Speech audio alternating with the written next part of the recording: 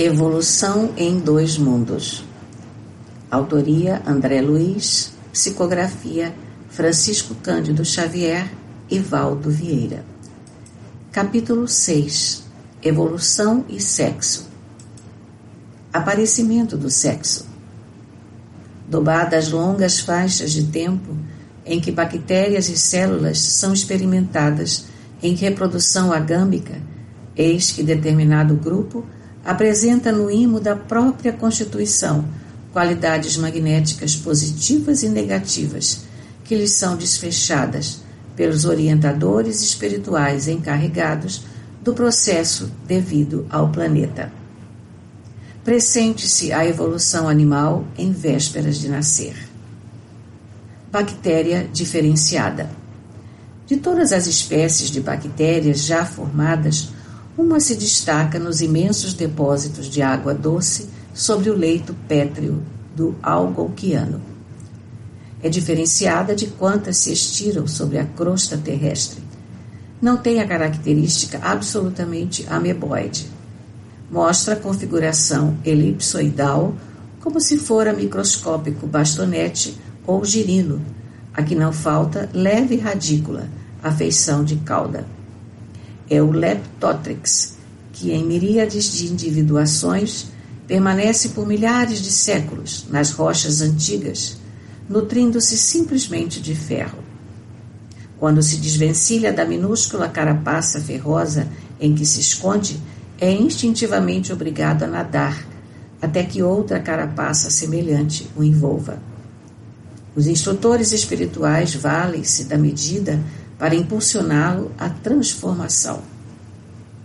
Perdendo os diminutos envoltórios metálicos e constrangidas a edificar abrigos idênticos que lhes atendam à necessidade de proteção, essas bactérias, que exprimem figura importante de junção no trabalho evolutivo da natureza, são compelidas ao movimento, em que não apenas se atraem umas às outras, nos prelúdios iniciais da reprodução sexuada, mas em que conhecem, por acidente, a morte em massa, da qual ressurgem nos mesmos tratos de vida em que se encontram, sob a criteriosa atenção dos condutores da Terra, para renascerem, após longo tempo, de novas experimentações na forma das algas verdes, inaugurando a comunhão sexual sobre o mundo.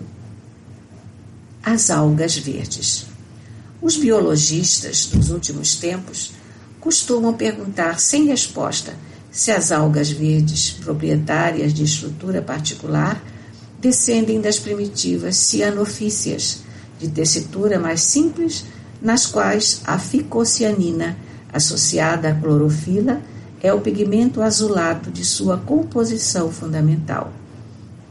O hiato existente de que dá conta Hugo de Vries, ao desenvolver o mutacionismo, foi preenchido pelas atividades dos servidores da organogênese terrestre, que submeteram a família do Leptotrix a profundas alterações nos campos do espírito, transmutando-lhes os indivíduos mais completos, que reapareceram metamorfoseados nas algas referidas, a invadirem luxuriantemente as águas, instalando novo ciclo de progresso e renovação.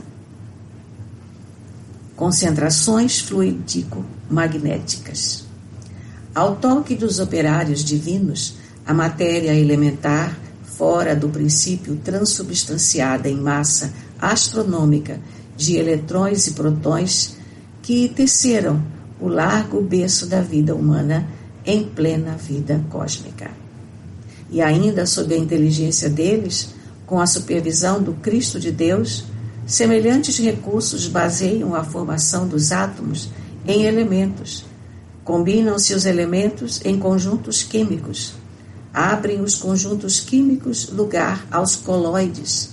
Mesclam-se os coloides em misturas substanciais, oferecendo ao princípio inteligente, oriundo da amplidão celeste, o ninho propício ao desenvolvimento. Eras imensas transcorreram, E esse princípio inteligente, destinado a crescer para a glória da vida, em dois planos distintos de experiência, quando se mostra ativado em constituição mais complexa, recebe desses mesmos arquitetos da sabedoria divina os dons da reprodução mais complexa nos cromossomos, ou concentrações fluídico-magnéticas especiais a se retratarem através do tempo pela reflexão constante no campo celular, concentrações essas que, por falta de terminologia adequada no dicionário humano, baratearemos quanto possível, comparando-as aos moldes fabricados para o serviço de fundição na oficina tipográfica. Os cromossomos, estruturados em grímulos infinitesimais de natureza fisiopsicossomática, partilham do corpo físico pelo núcleo da célula em que se mantém e do corpo espiritual pelo citoplasma em que se implantam.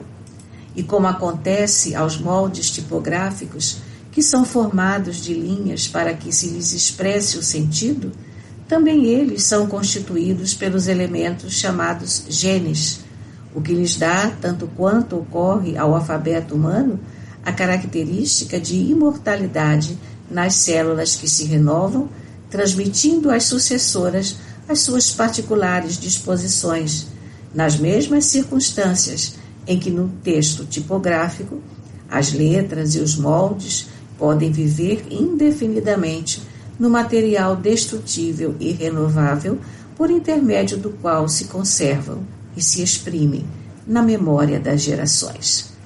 Com o tempo, diferenciam-se os cromossomos nas províncias da evolução segundo as espécies, como variam as criações do pensamento impresso de acordo com os moldes tipográficos nas esferas da cultura.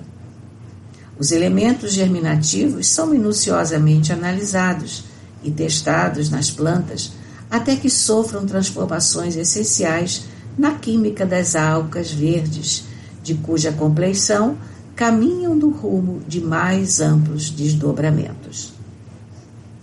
Filtros de transformismo. O princípio inteligente é experimentado de modos múltiplos no laboratório da natureza, constituindo-se-lhe pouco a pouco a organização físico-espiritual e traçando-se-lhe entre a terra e o céu a destinação finalista.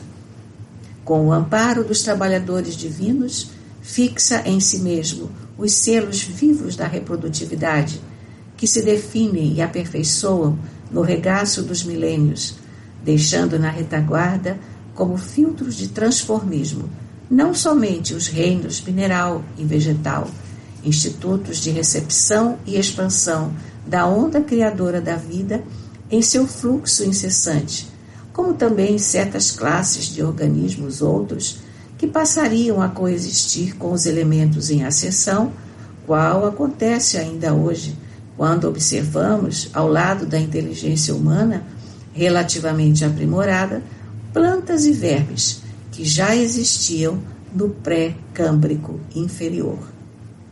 Os tecidos germinais sofrem, por milhares de anos, provas continuadas para que se lhes possa aferir o valor e se lhes apure o adestramento.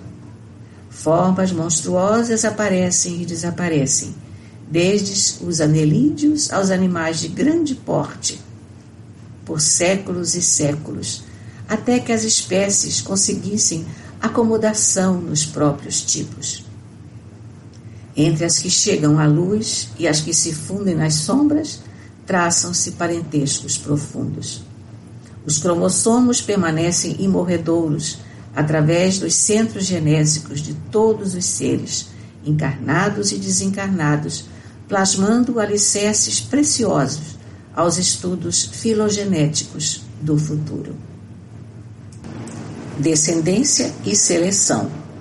É justo lembrar, no entanto, que os trabalhos gradativos da descendência e da seleção que encontrariam em Lamarck e Darwin expositores dos mais valiosos operavam-se em dois planos.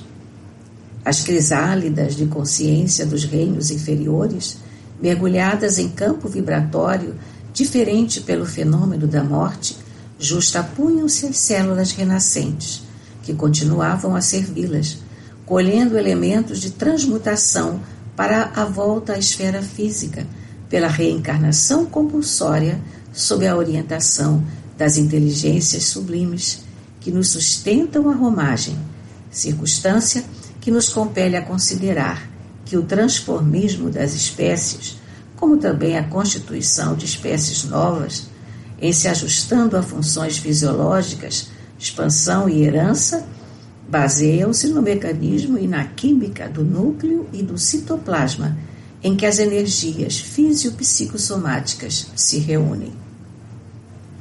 Genealogia do espírito.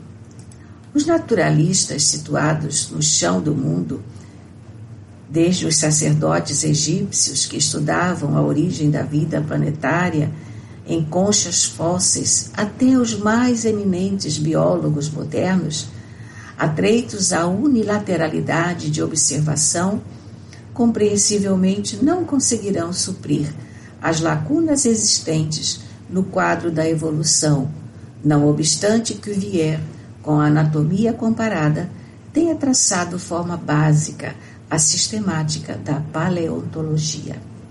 Em verdade, porém, para não cairmos nas recapitulações incessantes em torno de apreciações e conclusões que a ciência do mundo tem repetido à saciedade, acrescentaremos simplesmente que as leis da reprodução animal, orientadas pelos instrutores divinos, desde o casulo ferruginoso do Leptothrix, através da retração e expansão da energia nas ocorrências do nascimento e morte da forma, recapitulam ainda hoje na organização de qualquer veículo humano, na fase embriogênica, a evolução filogenética de todo o reino animal, demonstrando que, além da ciência que estuda a gênese das formas, há também uma genealogia do espírito.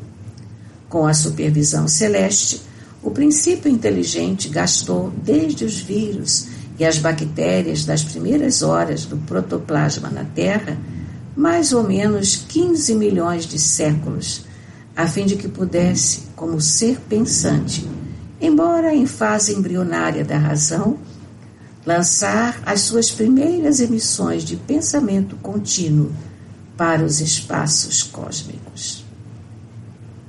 Pedro Leopoldo, 2 de fevereiro de 1958.